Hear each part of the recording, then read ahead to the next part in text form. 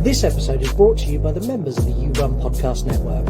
All of their shows and our own can be found at yourunpodcast.com, along with links to our socials and to our shop. So please head over to yourunpodcast.com today and find your next podcast experience. We are the home of entertainment. What's your best time? The best time is at night, nighttime.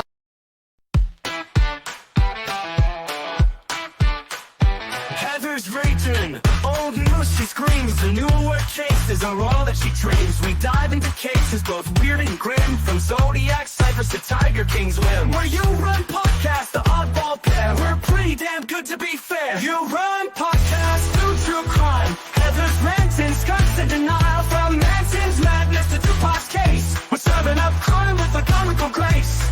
We're digging up dirt with a weekend and nod. You Run Podcast, approved by God. Probably not.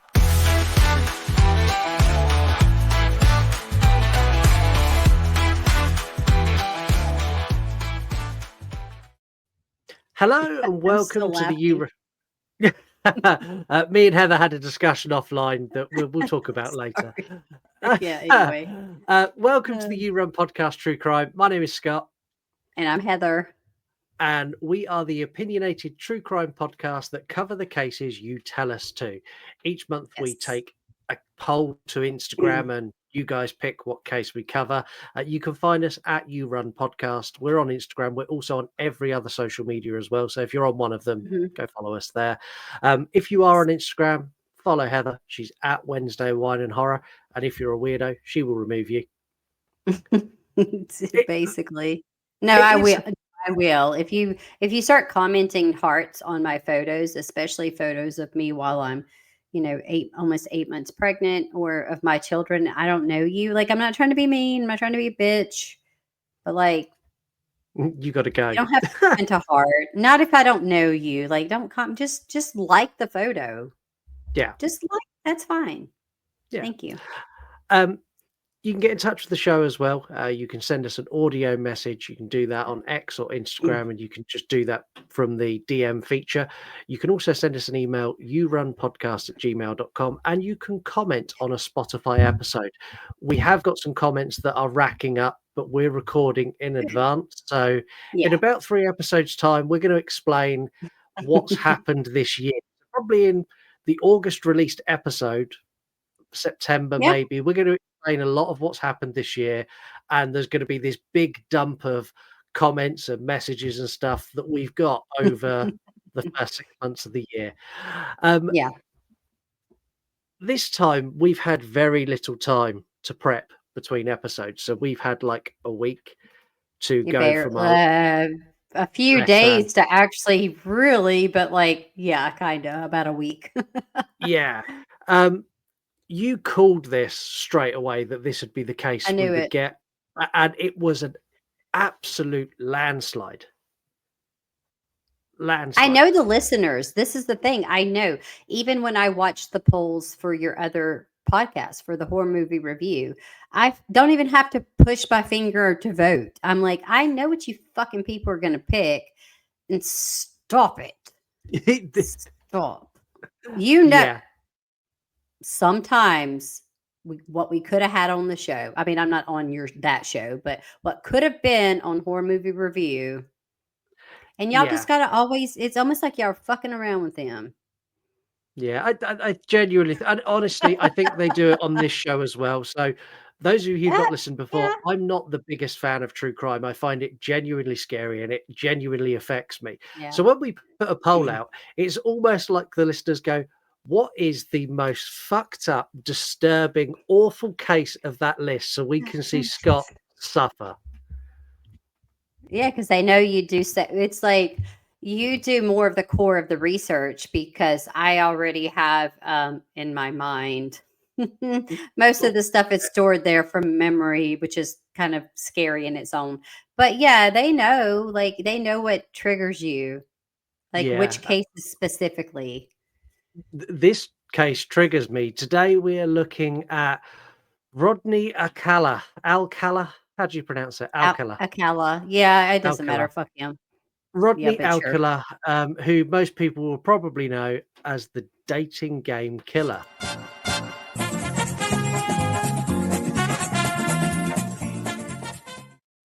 That's It's all we like the get. 70s equivalent to like Tinder or something now, right?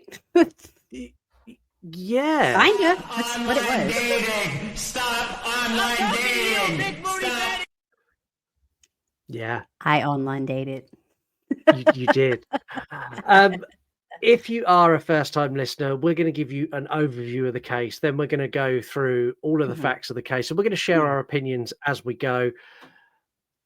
I'm also gonna mention the Netflix movie that's just come out, which Heather hasn't seen yet, but I'm gonna bring it up I just to yeah. uh, we're bringing it up to raise a point that Netflix are trash for how they portrayed this killer and how they portrayed this case.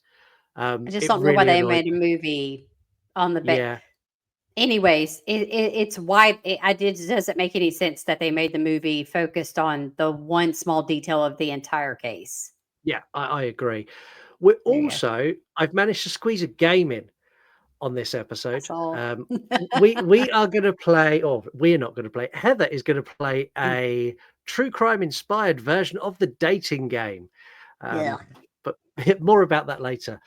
Yeah. As always, we'll round off the episode with our final thoughts. And Heather, I think for this one, is going to have a handful, if not more, PSAs for all of you surrounding dating Mm. and being alone with people and how you look after your kids and how you look after your friends and family. And like, this case is so bad.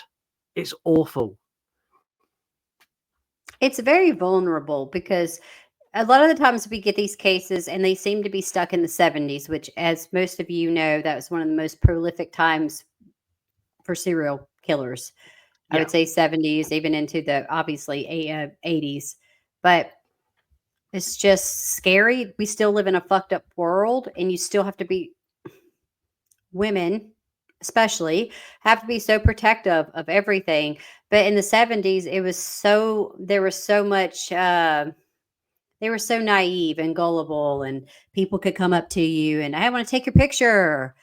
Yeah. Do And that shit now. Do that shit now. Let yeah. Lisa be standing outside, right at the grocery store or the supermarket, whatever, and somebody's like, "Let me take your picture." I bet you punch them in the fucking throat. Yeah. Like, it's not the same, but it shows you how much our world has changed. And so, yes, I will throw out my advice. Many. um, Rodney Alcala is a serial killer who was convicted and sentenced of 7 murders in the late 1970s. In the early Uh-huh. 80s, there was an additional charge added that was later dropped. This man also had a collection of over 1,000 explicit photographs of teenage girls and boys in Mhm. horrible positions. It's claimed that he sexually assaulted over 300 victims. It's also assumed that he murdered many more people than he was convicted of. Some No. reports say well over 100. Um, yeah, I'm sure everyone will be pleased. Like Rodney died in 2021. He died in prison from a heart attack, and I think he got No, I off mean, he light. was old and fuck him anyway. But yeah, I think I got speculation on his killings that it can be somewhere between 130, 150. And if he had that many photos, who's to say it's not higher or lower? That sounds insane when you think about it. How can you Yeah, kill 130 people and get away and with only it. get convicted? Well, you're only that's true, and you only got convicted for 7. But thankfully, those 7 at least got convictions because of the technology of DNA that now got him. But it took a But lifetime. it took decades. See, he initially we'll Yeah, get to it when we get to yeah, sentencing. yeah, I yeah, don't yeah, want to do it now. I'm going to start this episode with a bit of a warning. This is yeah. the most unlikely serial killer ever, and he is. I don't know. There's something in here that triggered him, and I can't put my finger on what one thing that is. And if you can, let us know in a Spotify comment or send us a message because there's so much to this. And he literally went from Mhm. being what I could see as a well respectable young man to being honestly the biggest piece of trash on the planet. Yeah, It, it's it very heavy. It's very loaded. It's not yeah, as cut and dry as some of our other cases where we're like, oh, we look at the childhood and we can compare it and say he was beaten, he was abused, he was sexually abused. Just all these things, all these factors that are qualifications for someone to potentially become a serial killer. But Rodney did not. He didn't have any of these things. So this is when we get into the debate of nature versus nurture and then the evil, and I'm going to talk about that because he evil, evil. Yeah, he really was. Rodney was born in Mexico in 1943, and he was the third of four children. When he was around 11, his dad done the "I'm going to get some milk and Yeah, cigarettes" and never come back. And later, their mum moved the family and crossed the border and moved to LA. yeah. Ro- this is something we never say. We never said this about a serial killer on any case we've ever covered. Rodney was a gifted student, very social, well liked. He was on the track team. He was in the yearbook planning committee. He was popular with Hmm. all students and teachers alike. Hmm. We've He never was said just like that. a. Most of the time, their attributes as children are not as clean as his. Most of the time, there's always something that gets everybody a little suspicious, right? They Yeah, were killing animals. They were abusive. They were sexually assaulting their siblings. Um, they were committing small crimes. But with Rodney, it doesn't. I mean, yes, his father left, but that's not a prerequisite for anybody becoming a serial murderer at no. all.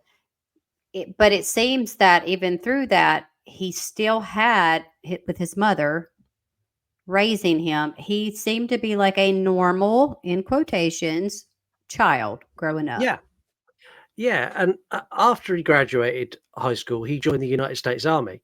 And Hmm. this is where some signs started showing, some really worrying signs. So, one of his commanding officers described him as being manipulative, vindictive, and insubordinate. Yeah. He received several disciplinaries for assaulting women during his term of service. But why? Why did he do that? Like, I can't see the. He's good at home. He's great. He's a great student. He goes and joins the army, and all of a sudden he becomes a sexual assaulting asshole. Like, I don't know what that trigger was.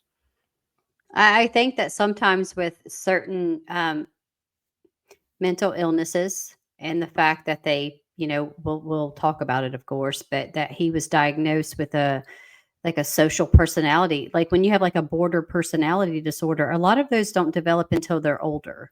So like as a child, it may not be indicative. You may not see anything in the child that's too odd, Yeah, perhaps. So as they become a young adult, because their brains are still they're still forming. Their brains are not done. Their critical thinking skills, everything is still going. So I feel like that is probably what happened. Is that it was always there, but it was not time for it to peek its head out yet, so to speak. yeah, and it really did peek its head out. So in Hmm. 1964, he was described as having a mental break, is what the army statement is, and he went Yeah. AWOL. When he was found, he was placed under the unit psychiatrist for an evaluation, Hmm. and the report was damning enough. They discharged him on medical grounds. Yeah. Mental health care in the 1970s was not good, and he simply shouldn't have been released anywhere. So this is what he was diagnosed with: antisocial personality disorder, Yeah. narcissistic personality disorder, psychopathic and sexual sadism tendencies, and he had an IQ of 135. So he Yeah. was a narcissist with psychopathic and sadist tendencies. And He was incredibly intelligent, and they just went, "Yeah, you're cool. Have fun." it's just the dichotomy of psychiatry when you look at it in 70s and now, because you're looking at a whole lifetime of learning and Yeah, things that they figured out why people are not able to get away with stuff the way that they could then, and the way that Rodney was so narcissistic, such a smooth talker that he could talk his way out of a mental illness. Now who the fuck do you know that can do that? Not even your most cunning You don't really hear about people like that these days. Even when we have a serial killer on our hands, you don't hear about how cunning they were. eh, because psychiatry was not, it was developing, it was still like a fetus, it was not Yeah, like ready yet. So they're just like, well, he has these tendencies, but I guess without any physical proof or any he's physical, like he hasn't done anything. yeah, But so he's fine. like the psychopathic sadistic, like the sadism, come on, that's a that's a warning sign in itself, but they didn't take it like that, No, unfortunately. they didn't. After his discharge, he went and graduated UCLA School of Art and Architecture, and Hmm. he later went on to New York University, where he studied under Roman Polanski. I seriously don't have enough time to talk about his mentor Polanski and how much of a scumbag he is, and how much it annoys me that that corrupt Hollywood paedophile has an Oscar in his trophy cabinet, and the fact he is not in prison. I don't have time for that today, but he But makes can me I so say, angry. so you'll never do Rosemary's Baby on the show? Because you know Uh, that's one of his films, right? That's one of, I would cover Rosemary's Baby, and I would I probably throw mean, in the true I crime element. Maybe that's a crossover episode. that may look, that movie, I like that movie. That movie is shot beautifully. I don't know if we knew everything about the sex pestness and the horrible allegations at that time. That was in the 60s. Yeah, But Rosemary's Baby is really good. I don't condone any of that behavior. There's lots of Hollywood people that are like that, obviously. But, anyways, if you do decide to do it, ask me, but don't do it for a while because I'll be having a baby. So, yeah. not Rosemary's Baby, but Heather's baby. So, Heather's Baby. And if you want to know about Roman Polanski, just type Roman Polanski criminal charges into Google. And honestly, after about a 3-second scroll, you'll be like, I hate this guy. I Awful. mean, he wasn't a good dude, but like I No, said, he could direct a film. Yeah, I'll give him that. But he's a Rosemary's scumbag. Baby is cinematic. Chef's kiss. That's all I'm Yeah. gonna say. Okay. I cannot warn you enough about what you're about to hear is awful. There are things in this that would make Ted Bundy cringe. Mm-hmm. There's things this guy done that even the likes of Bundy and Dharma would be like, "Oh, dude, like you've got a bit far there." It's it's so awful, and yeah, the fact that I'm going to bring it up now, the fact that Netflix picked a tiny part of what this man done and Yeah, I don't focused on know. it honestly sickens me a little bit. I'm going to talk about it a little bit more in depth later, but once we've gone through everything he's Mm-hmm. done, I'm going to Mm-hmm. tell you when we hit the bit that Netflix touch on, and then everyone else can be just as annoyed and sickened as I am. Rodney kicked off his crimes in the most disgusting and horrific way I could possibly think. He lured an 8-year-old girl, Tally Shapiro, into his Mm-hmm. Hollywood apartment. By the time police arrived, Tally had been beaten and raped and was laying in a pool of her own blood. He had beaten her so badly she was in a coma for 32 days and spent months in recovery. Yeah. So, I mean, there's like, not anything else to. no. What do you What say can you about say? that? Yeah, like life imprisonment and the death penalty. Like from here, like this case over, surely. No. You would So think that's you would not what think happened. it's not even close. So he'd already left the scene, and in a Yeah. way to avoid the warrant, he just moved to New York and changed his name to John Berger. Like Ugh. you can't do that now, but back then you could. No one No. had paperwork. It was like, yeah, my name's John Berger, and everyone, okay, great, sign there, No brilliant, you're background enrolled. checks were really done. Well, if they did one, it was so light that they would have never. No, No. never tied it together. In Mm-mm. 1971, he had met and killed Cornelia Criley. So this was a young Mm-hmm. lady who just moved into her apartment, and she needed a hand to carry some things in. So Rodney helped her. He raped her and strangled her with her own nylon stockings. Her Mm-hmm. murder has remained unsolved until 2011. Yeah. Yeah, because of DNA and things of that nature. So if they wouldn't have done that, he all these crimes would have gone unsolved. Yeah. Later that year, he managed to get a job. Now, given his previous problem and the previous things he'd done, he got a job as a counselor for children at the New Hampshire art camp. Yeah. And He at the didn't do time, background check. no, and at the time he got this job, he was number 3 on the FBI's 10 most wanted men in America. I know. I seen it. I And seen it. thankfully, some of his students saw the FBI's 10 most wanted poster and Mhm. went, "Oh, that's They're our like, "That's our counselor."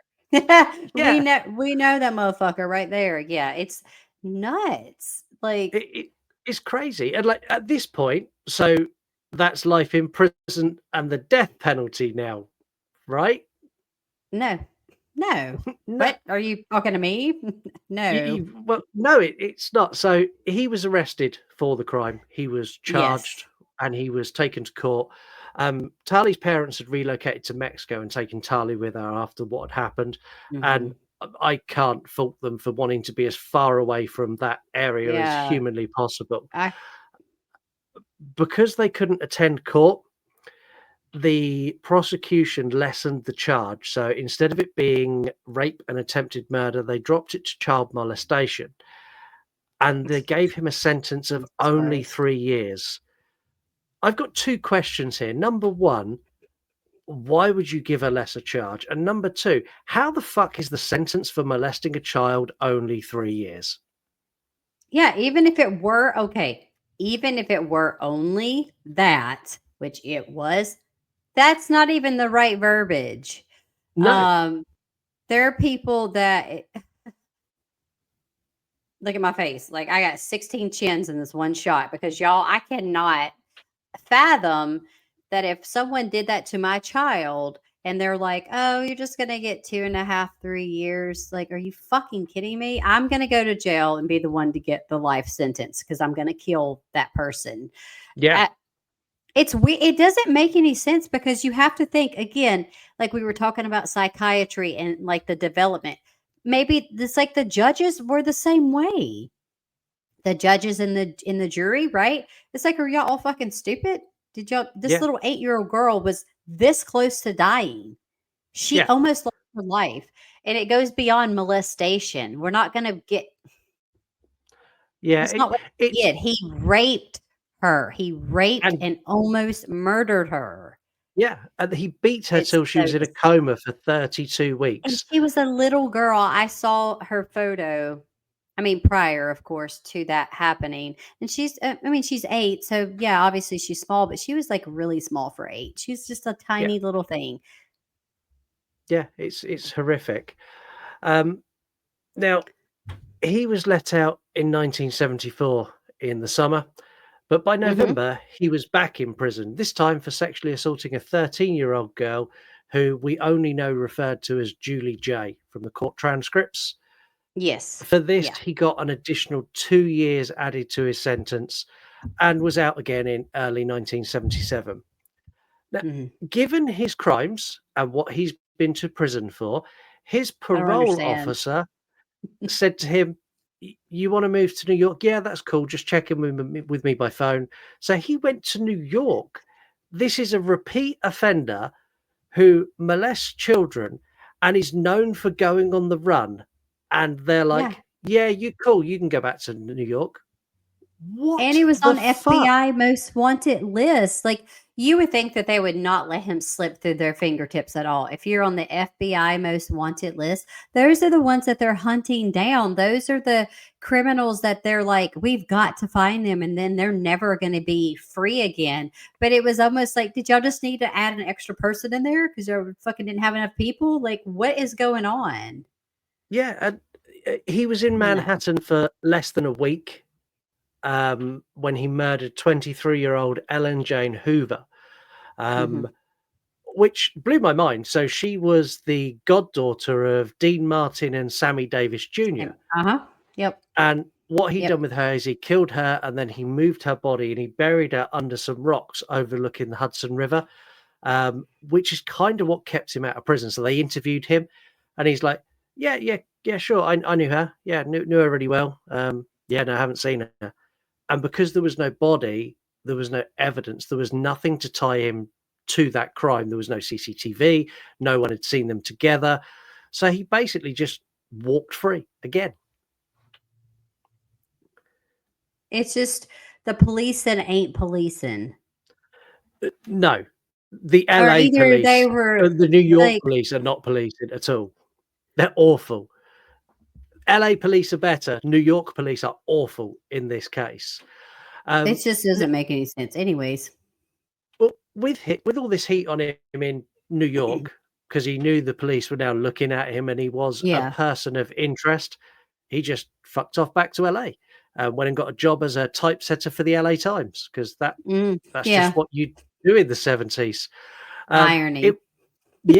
It was around this time that he started building his collection of explicit photos, if we can call it that.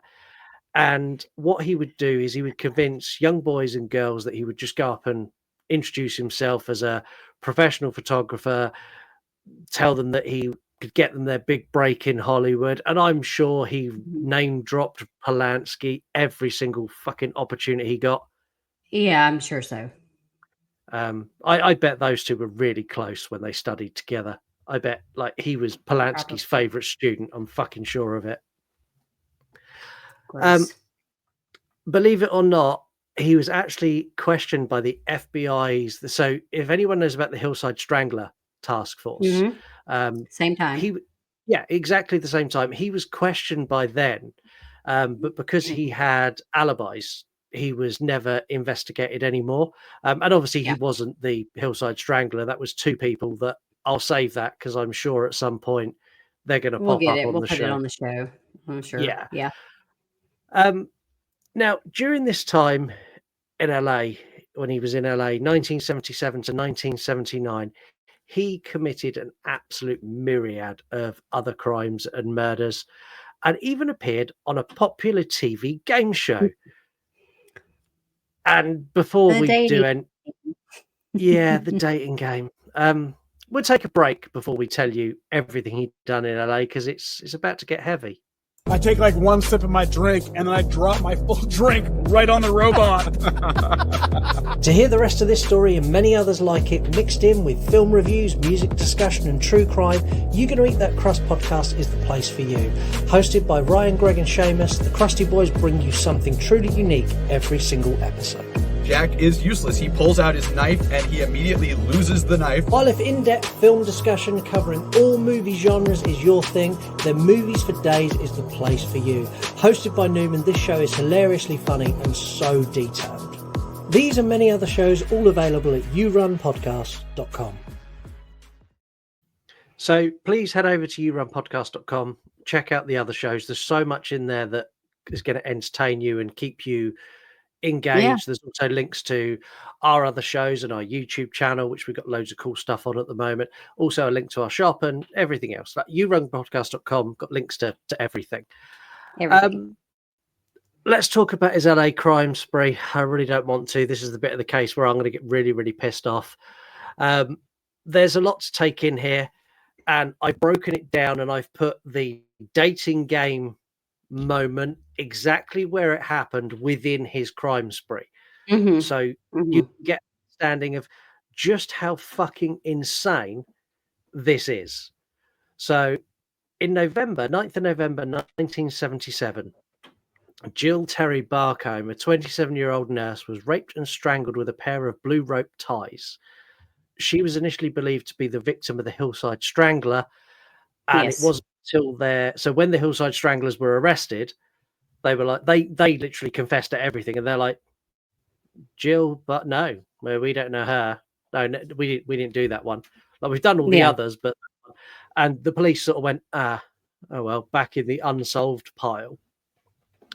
Now, a month later, on the 16th of December, Georgia Marie Wickstead was found dead in her apartment.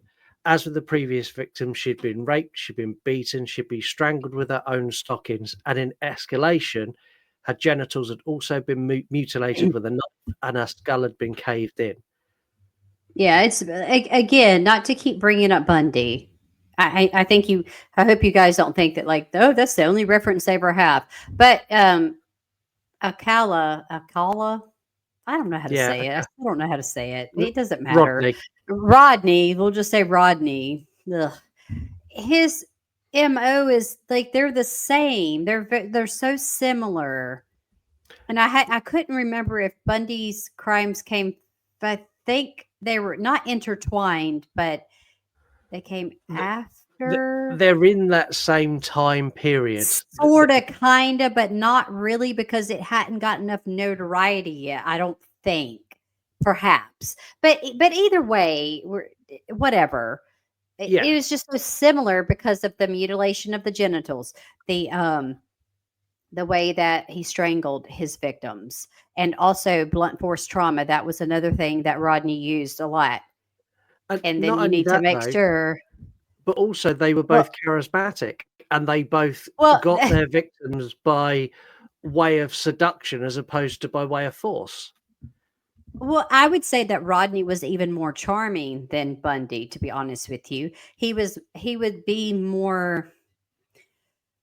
I hate to that I'm gonna even say this. Don't nobody come at me, give me any flack about this, but he was more, I would say, more like attractive in that sense because he had like some type of swag, you want to call it Yeah, that, about him that because he was Bundy was charming in a different way.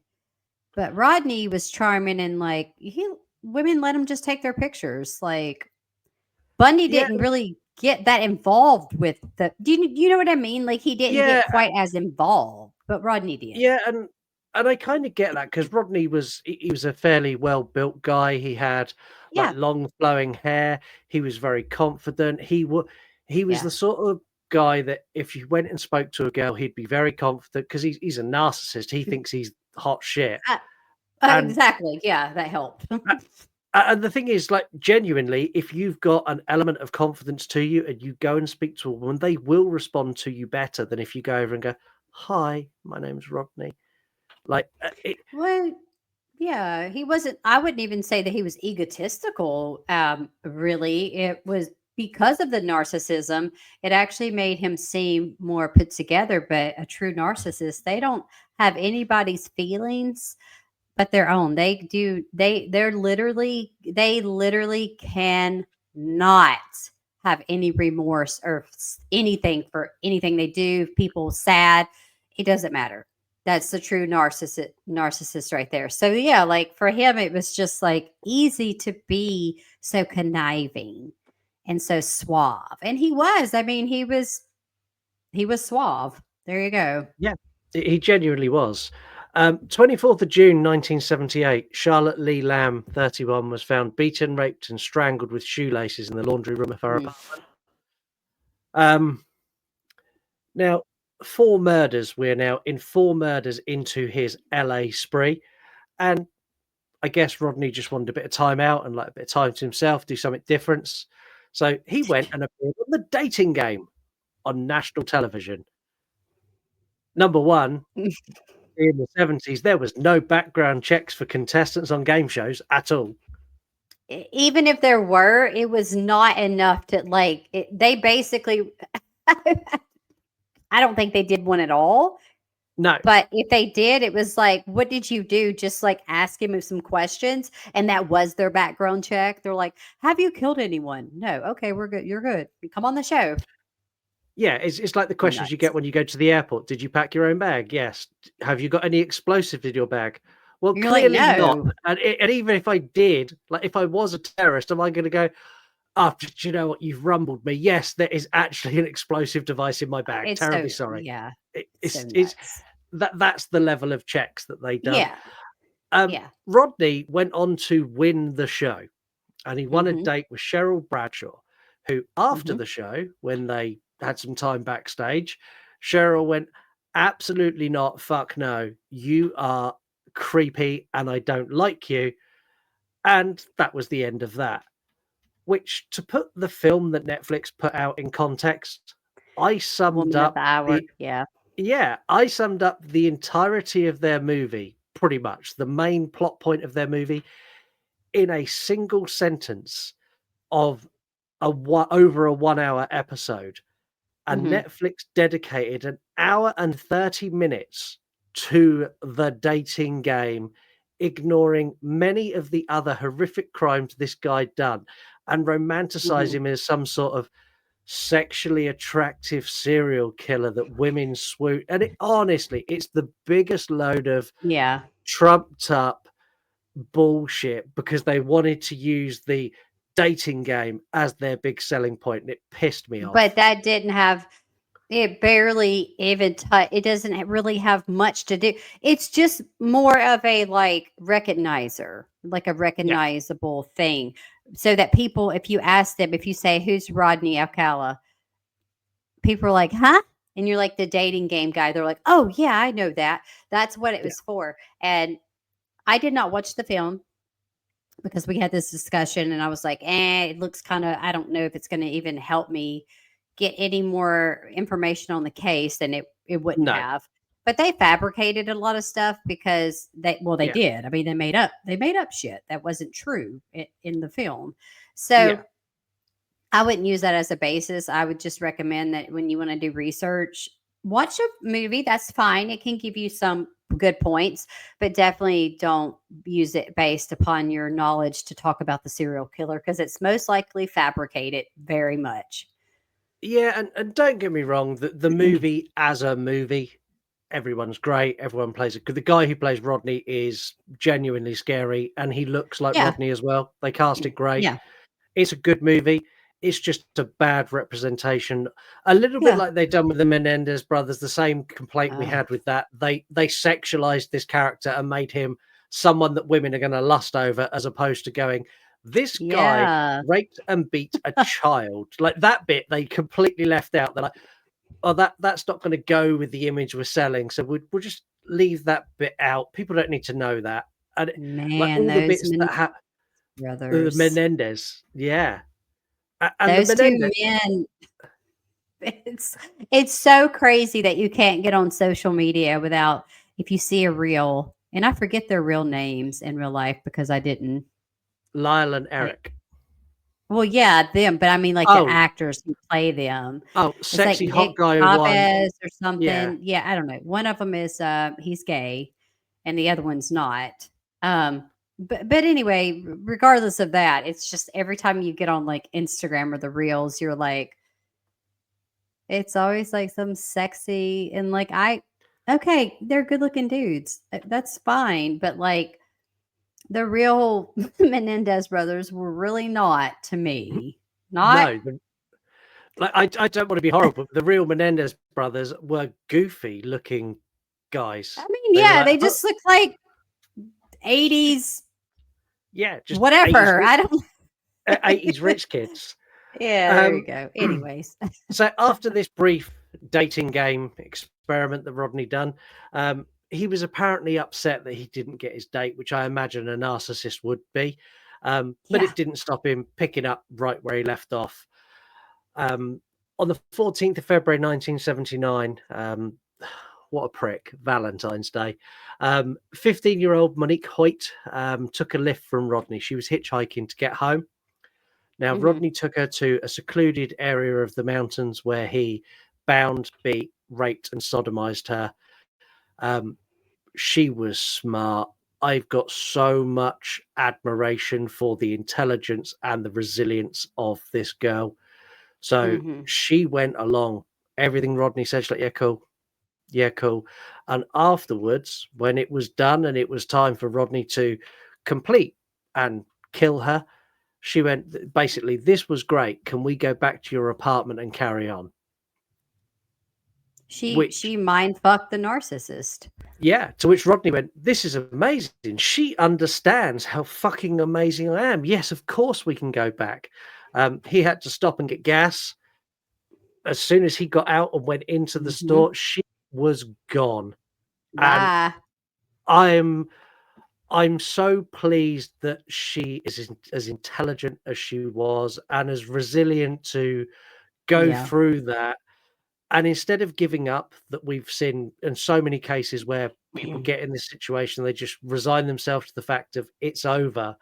She was like, Yeah. "No, I'm getting out of this, and I know I'm getting out of it." And she did, and she filed a police report. Um, Rodney was arrested for this horrific crime. So it ends now, right? This is the end of the show? Yeah, sure. Yeah. No, No. it's not. It's fucking ridiculous. He literally has been He's arrested got like 26 times. it, Like honestly, he's like a cat. He's got so many lives, and he this time he it was his did. mum. His mum bailed him out. Yeah, that me and Steven were talking about that when he was watching the documentary with me. Well, one of the documentaries that I watched, and he was sort of like, "Well, if my son, did something like that, I would not be able to, even though you love your child, he couldn't bail him out. No. He would be like, I think that you're going to stay there. That's where you are. And I get that it becomes a moral, like that's hard to say. What would you do? But you couldn't let even if it is your son, you couldn't let him out to potentially hurt other, well, he's going to hurt other people. Yeah, I'll give you a fourth wall break a little bit here. So when I was growing up, one of my parents' friends, their son killed someone. And Oh deliberately, it gosh. was a case of it was a premeditated murder, and they went out and killed someone. And Damn. I remember I was a teenager at the time, and I Uh-huh. remember that mum being at our house talking to my mum and having Uh-huh. that sort of, I genuinely don't know what to do because I love Yeah. him unconditionally, but I also right now cannot stand him. I don't want to look at him. I don't want to see him. Yeah. I can't believe he's done like that process for a Ugh. parent must be horrific to know what they've done and have that Yeah. love there for someone who's so evil. Yeah, I can't. I don't ever know that feeling, but I've watched enough true crime docs, and I've just in general watched enough documentaries, and not even necessarily true crime, but it's very. I don't even know if I can find the right word for it. It would be very compounding to have to make the decision, no matter how much you love your child, but your child is a serial killer or just they committed a Yeah, crime, they killed someone. School shootings, and then the kids that do that, and then you talk to the parents after. It's devastating. You can't yeah, be okay with that. I think you can still love your child is where I'm getting at, but I yeah, don't you think can. that you can't condone that because like that's your fucking child. But I couldn't let my child back out into society on purpose is where I'm getting at. I would not want them to hurt anyone else. No, I think I'm the same as you, and like we've spoken about this before. We don't hit our kids. Like hitting kids is wrong. But I think in that Yeah. scenario, if one of my teenage boys had killed someone, I think if there was a face to face, I think there would be an explosion of emotions, and I think the likelihood of me punching my child on the nose is fucking high, very Well, high. I think, yeah, I mean, I think it's a different circumstance, but let's just hope that that doesn't happen to either one of us. Please, no. Uh, both of my children are not that way inclined. They're very much, I mean, yeah, mine aren't either. Mine are like, if no, anything, I have to worry. I have to always be protective of them because they're yeah. little I'm pushovers more, sometimes. yeah, I'm more concerned that they're gonna get injured than the other way Hurt. around. Yeah. Yeah, Well, uh, we're let's hope. I rem- Let's hope not. God, we just went really dark. We're all like oh, we did. parenting Let me nightmares.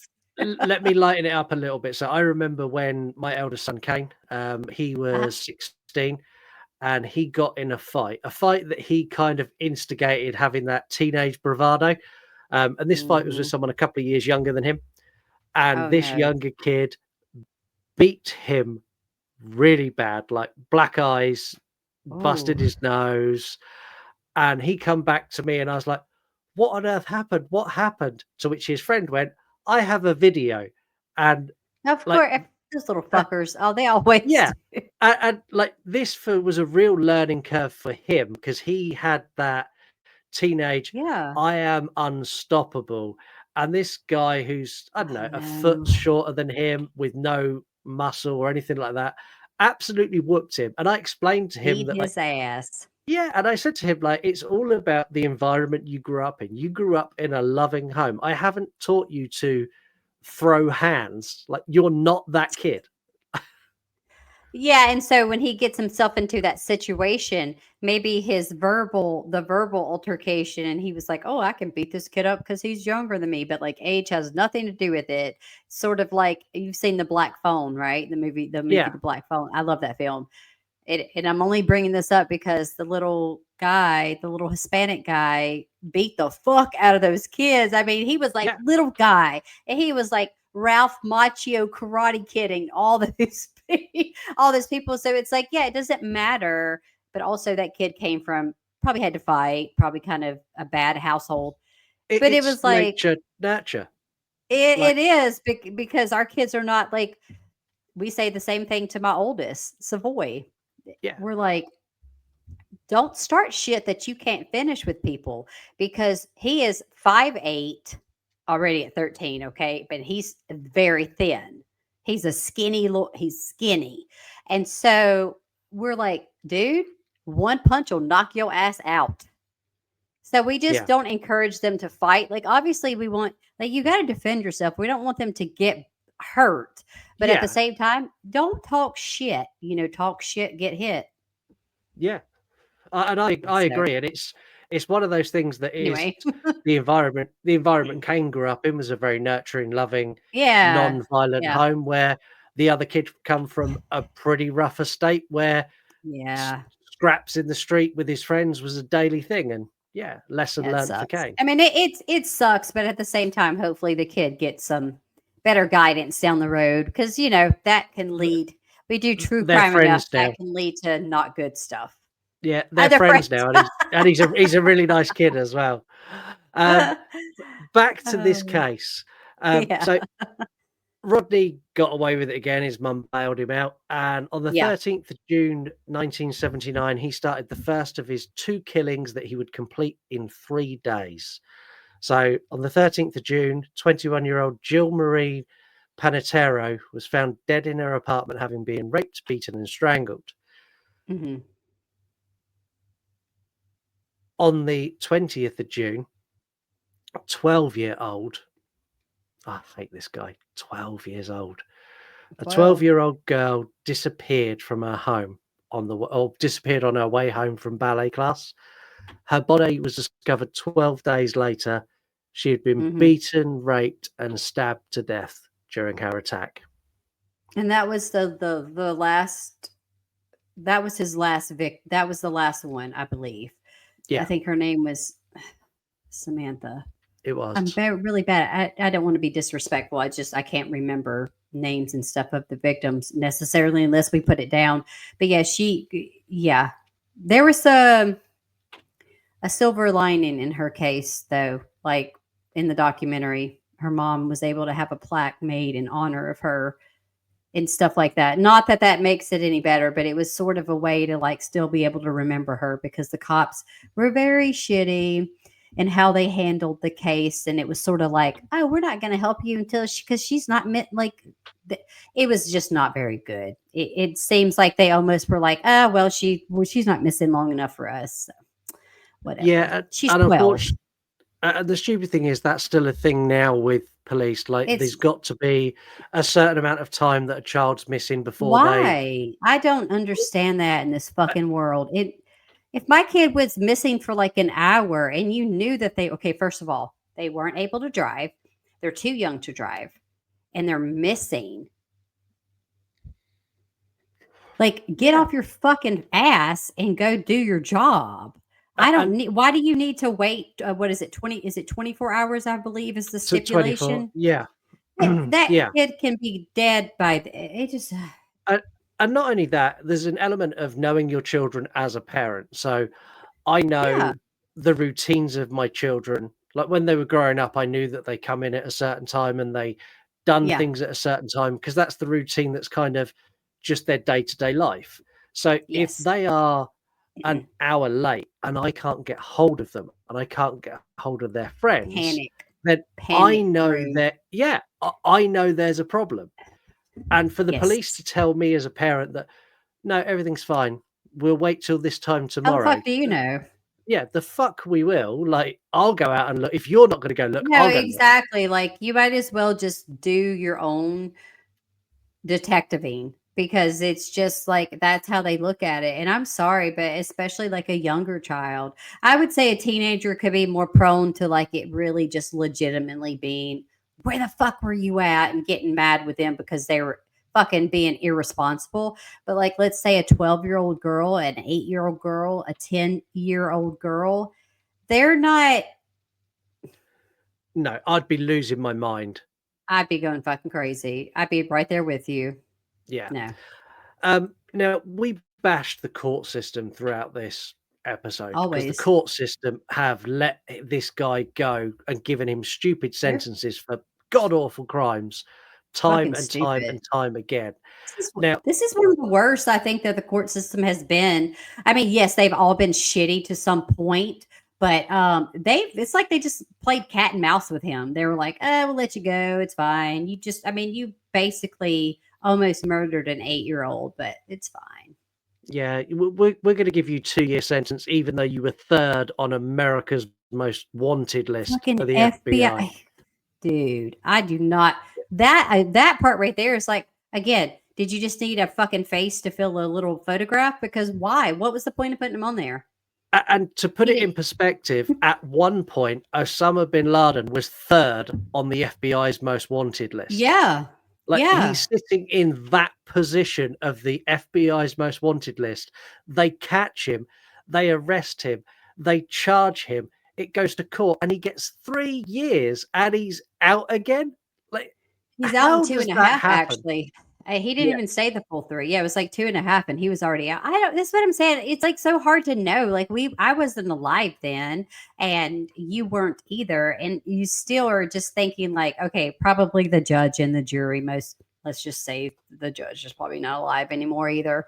But I don't know what the thought process was. Like, you're supposed to be in law to protect and serve, like, if you're a police officer, by just whatever. But, like, what were y'all doing?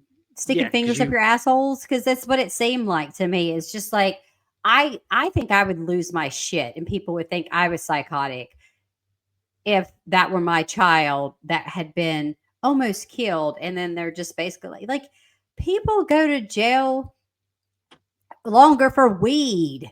And that is yeah, so crazy to me, right? And weed is like, hey, do you, boo? I don't care. Don't bother me. But that's my thing. People be going to jail. yeah, people get 6 to 7 years for having too much It's so weed, but nuts. Yeah, for having too much. yeah, I mean, I get it. Don't be giving it to fucking kids. They don't need it. But at the same yeah, time, like if you're not murdering, this is my thing on that. Like if you're not hurting anyone, and I would say 9 out of 10 times stoners are not hurting anyone. That's their prerogative to do what they want. Don't give it to kids. Don't try not to encourage that. But again, they've been going to jail for a long time. yeah, Quit wasting the taxpayers. Like, do something better with your life. I don't know. yeah, I Anyway, it's agree. dumb. The It's dumb. the police in this, the New York police were trash. They were awful. They didn't investigate or Yes. catch anything. The LA And police were not the best in the handling of some of this, like the girl who'd gone yeah. missing, because they were very much like, we follow the protocol. But what they were really good at is collecting evidence. And Mm, over time, they managed to connect enough together that they could tie Rodney to some of these murders. yeah. And he was arrested and charged with murder and convicted of murder, successfully sentenced to life in prison. Uh-huh. Over the next, I don't know, it took till 2013. So over the next lots and lots of years, they slowly, with the introduction of DNA evidence, tied the other The 7 other murders murders. that they Mm-hmm. suspected him of but couldn't prove it back to Mm-hmm. him, and he got sentenced to death. And he got, every time they added a conviction, it was an additional life sentence on top Yeah. of the one he was already serving, plus the Mm-hmm. death penalty. Um, Rodney appealed every single one. Every single case was a slam dunk with evidence. Every single appeal was shut down, and No, like thank God. I looked through his appeal history. So, like, he appealed, and it got to the first court, and the first court went, "No." And then he appealed to the next court up, and they went, "No." And then he appealed to the next court up, and they went, "No." And he literally done Yeah. that with every single conviction, and not one time did they even entertain giving him a retrial or a relook at it. No, Every time it was like, he "No." he also acted as his own attorney. Like, And he he looked mental did, when he just like got fucking Bundy did. Bundy, "Oh, I could just defend myself." What different situation, because Bundy actually kind of went to like did some law school stuff, but like Rodney was just like, "I got this, fam." Yeah. No, you don't actually. Yeah, and Stupid. he genuinely believed that he would charm the jury and the jury would love him, Oh, and because he did, because he he's charmed lots of the other best. people. Yeah. Yeah. But yeah, they didn't, and the judge didn't fall for any of his shit Yeah. either. The judge's like, "Yeah, you'll go to prison and you're going to die there. Thanks for coming. You're scum." Yeah. Thank God. But it took so long. Like his first crime of that poor little girl Tally, through to his last crime again of a little girl. All that time they Mhm. had so many opportunities to keep him in prison forever, and every time they Yeah. got a chance, they were like, "No, you're good. Oh, you're on parole. You're a." It's not even, it's like a slap on the wrist is the, Yeah, verbiage to use for that. They did. They yeah. just like, "Oh, Yeah, off you go. You're fine. Um, if you've got thoughts on this case, please remember you can get in touch. Send us an email, yourunpodcast@gmail.com, or send us a yes." voice note DM. In a future episode, we'll play them, we'll discuss them, and yeah, we'll bring this case up again and go through it. Um, have you got any final thoughts on Rodney before we kind of wrap and play our little fun game to lighten things up again after Um, this asshole's I made think me my depressed and miserable? well, don't let him ruin your life. He's dead, so fuck him. Yeah, Anyways, he's not even worm food anymore. I would say basically like my final thoughts on this are just that him being able to get away with all this stuff, as we've done so many serial killers, and there for a short time they do get away with stuff, right? They do. Okay, yeah, there you go. They get away and then whatever. But he is a special case in the sense of like it really felt like how much charm can get you through life, and it feels like his charm got him, basically kept him out of fucking prison for most of his life. Not until, of course, technology advanced and DNA, and they were able to catch him.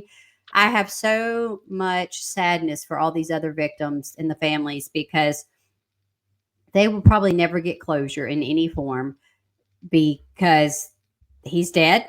yeah. And what are you supposed to do? And I did want to bring up another little point too, is like we talk about this sometimes with our serial killers, and if they're a process or a product killer. And a process killer is more of someone who enjoys the actual act of killing, like the process of killing. Yeah, Product killer is more so for the trophy. So a lot of the times the serial killers are not both. Rodney was both.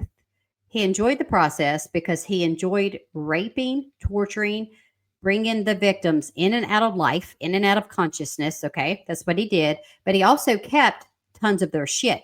That's yeah, another reason how they found him, because he kept jewelry and all that shit. He kept memorabilia from the killings. So if you guys are interested, if you ever want to look that stuff up, it's very interesting to see that what motivates the serial killer. And for him, it was all of it. And that right there shows us that this is one of the worst ones we've done, in the sense of like just how he went through everything. And also I'd like to add, I guess, my little PSA. I haven't really done one, but I just want everybody needs to be careful. Okay. We don't live in a safe world. We live in a fucked up world. And I met my husband on a dating website over 10 years ago. Yes, I was extremely scared he was going to strangle me with my purse. I'm not joking. I really was like, yeah, yeah. like meeting But him, it was he like, turned out to be how a do you super meet nice someone? guy. He turned Yeah, out to be a he's super fine. nice guy. Yeah, He's he's fine. fine. You're having another baby with him. You can't just say he's fine. My baby's kicking me now. Anyways, so the point is to always be careful, be very vigilant. You young ladies, don't let some handsome guy charm your panties off, okay? Let's be your own FBI. Let's do some look. It's not that hard to get on Facebook and stalk people before you go on a date with them or something like that, right? Especially the technology now. I just need Yeah. people to be careful because anybody can lie to you. Anybody can lie to you through the internet. And luckily, I met a nice guy, and luckily, he didn't strangle me with his purse. I mean, with my purse. And so, like, luckily, everything's fine. If anything, I think he thought I might kill him because you know me. To be fair to him, if it was going to go down either way, that's the way it would have happened. I'm more of the aggressor for sure. But in all saying that, joking aside, I just think that the PSA is to be very vigilant. Watch out for yourself. Be careful. Don't keep your eyes open. Okay, keep your antennas up. Keep those eyes open and just always be alert. And I hate to say that, but it's for men and women. This isn't just for the Yeah. ladies. No. Be safe out there, guys. We love y'all. We don't want anything to happen to you. I don't.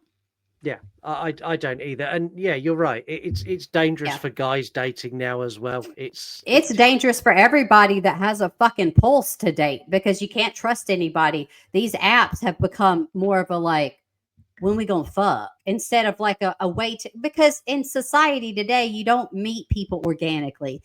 Not like we're in our 40s. So when we first met people, we might have met them at a bar, right? Yeah, that's how it works. That was safe to do it back then, Yeah, right? that's But how I met Lisa. nowadays, well, see, I didn't meet Steven that way, but I also different situation. It makes more sense that you would meet Lisa that way. I did not because I was a single mom, divorced, and I had 2 children. I wasn't going out at all. And it was more of a I'll try this, we'll see what happens. I deactivated it. I remember not even wanting to use it. And long story short, activated it again and kind of there you go. He's in the living room up there with my baby. Baby daddy. But anyways, you guys, love y'all. I do. This case is so unsettling for me. The things that he done upset me a lot. And the fact it could have all been stopped at that first conviction. Yeah. It's just the failure of justice across the board. And it's almost like the police done their job. They're like, hey, look, we caught this guy. He'd done all these wrong things. Sentence him. And the judge went, okay, you can have 3 years. And then they let him out and the police catch him and go, hey, we caught this guy again. Like, I know you gave him 3 years last time, but he's done it again now. So can you put him in prison longer? The judge went, you can have another 2 years. And then like they catch him again and go, how about that? And he goes, no. We're gonna allow him to be bailed this time. But the police must have been at a point like, are you fucking serious? Like, how much shit does this guy need to do? And it bugged the shit out of me. I hate this guy. I hate this case. And now we're going to lighten it up. He dead. Scott, he deader than a damn fucking doornail. So now we don't have to worry about it. My condolences always go out to the victims' families and friends because it fucking sucks that they did not everybody got the closure that they deserve for their poor daughters and sons. Though I never saw any photos of the boys, but I mean, I know that was I think he obviously was more sexually towards women. Yeah, but at the same time, out of the 1,000 whatever it was photographs, there was only 300 of those that they could publish out into the world, which is they awful. were nasty. To say that raunchy in a raunchy way, right? They were NSFW, right? Not safe for work. Yeah. They were nasty. That was the whole point. He was disgusting, and yeah, he was. Yeah, and we'll lighten it up now. We'll send you all away with a smile and a laugh. And well, oh God. I wish I could show my belly. I'm pregnant. So she's welcome to the the fuck out of me. Welcome to the You-Run podcast dating game. Our contestant today is heavily pregnant Heather, who's already married. I need a baby daddy.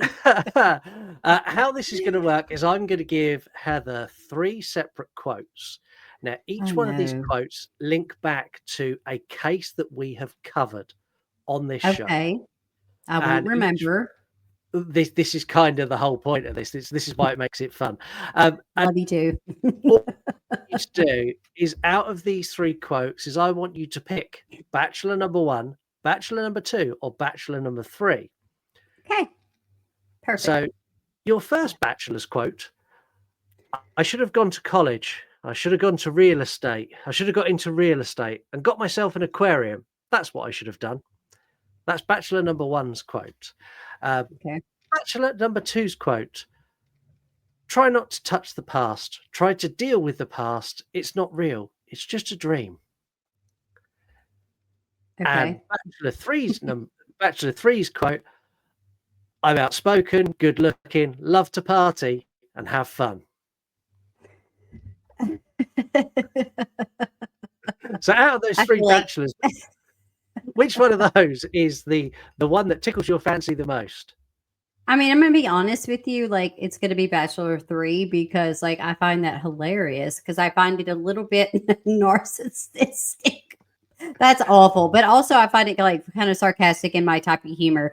Because I'd be the type that would be like, I'm so cute. Oh, date me. Like that would be me. That's how I am, my personality. So I'm going to go with Bachelor number 3. Okay, well, let's meet bachelor number 1, the one you turned down. Bachelor number 1 was Jeffrey Dahmer. Oh, well, hey, guess what? I would have been safe. He wouldn't have ate nothing. Exactly. Bachelor number 2 that you also turned down was Mr. Ted Bundy. I mean, I'm okay with that because, like, Yeah. Bachelor number 3, the one you picked, which I kind of thought you would, is yeah. Joe Exotic, and he's not a Oh serial my killer in any way, God. shape, or form. But I don't, I don't toot his horn, if you know what I mean. You don't, but I think you and Joe Exotic, like on We a were night just, out, on a date, drinking some beers, drinking some wine, I think that would he'd be be, so fucking wild. He would be so wild. He would be like spinning his shirt like a fucking helicopter type of shit, right? Because he's that yeah, level. But like, at least I picked someone that's non-sexually threatening to me. and someone who's not a murderer. That's another Well, he's not a bonus. murderer. That is true. I don't put no. At least not in my eyes. I don't believe him to be a murderer. So I No, think I he's not. just picked me like a gay bestie. Yeah, That's all I and did. and if Joe Exotic does get out and he does get pardoned or he does Uh-huh. get his appeal through, I think we need to make a night out with Heather and Joe happen and just live Oof. stream it to the world, because that would be the Oh best thing ever. Lord. I don't know. He reminds me of some of my friends when I did used to go to the clubs and in my 20s, and I went to the gay clubs because it was like my favorite thing because you didn't have to worry, literally, really didn't have to worry about anybody hitting on you. Obviously, like even the women, they weren't hitting on me like that. Everybody was very respectable. It's crazy if you go to a gay bar versus a straight bar. Yeah, They're like, all you have to do is say, I'm not interested. And they're like, okay, cool. Thank yeah. you. They don't, I never had any issue, but those boys can party and we had a lot of fun. I had so much fun. So much. And that was the You Run podcast dating game. I got pregnant. I want my child support, Joe. The Joe's game got got me enough bills. pregnant. On that Oh, note, I think Lordy. it's a wonderful place to end the show. So take us away. I'm gonna take you away. Okay, guys. Again, I don't even know what to say most of the time on these endings. I think I used to be better at doing this, and then I got pregnant again, and I can't think straight anymore, Scott. I'm Thing gonna be is, honest with you. it's hard to concentrate when, like, anyone listening, try and concentrate when you're It's being hard. constantly kicked in the stomach. It must be I am, harder. and I Yeah. have sciatica. So you ladies, well, men can have sciatica too, but like you pregnant ladies out there, are pregnant listeners or previously pregnant listeners, sciatica fucking hurts and it's hurting right now. So I really pushed through to get through these last few recordings because it sucks. The recordings don't suck. It sucks because I either have indigestion and also trying to burp while we're fucking recording, or this baby is kicking me in my bladder. But anyways, I think that the best way to end this is just to remember what I said about the PSA. Please be safe out there, you guys. I hope that you all enjoy this episode and that you keep listening.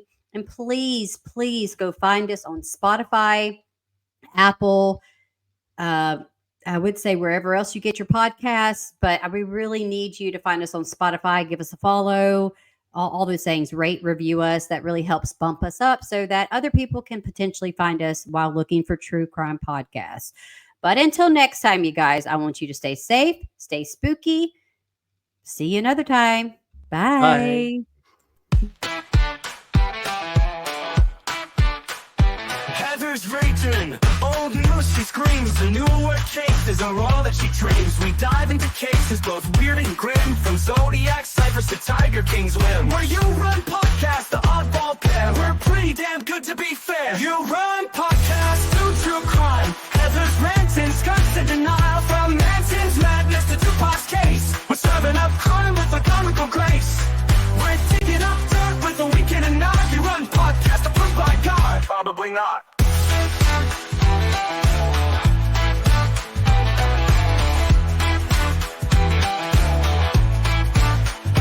Scott's like, can we talk about movies? Heather's yelling, no, it's time to do this.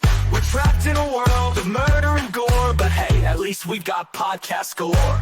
Toolbox killers are chilling affair, but we're adding our humor to ease up. You run podcasts, do true crime. Heather's ranting, Scott's in denial. From Manson's madness to Tupac's case, we're serving up crime with a comical grace. We're digging up dirt with a wink and a nod. You run podcast approved by God. Probably not. Probably not. Probably not. Probably not. Scott's like, can we talk about movies? Heather's yelling, no, it's time to do this. We're trapped in a world of murder and gore, but hey, at least we've got podcast galore. Toolbox killers are chilling affair, but we're adding our humor to ease up. You read podcasts, do true crime. Heather's ranting, Scott's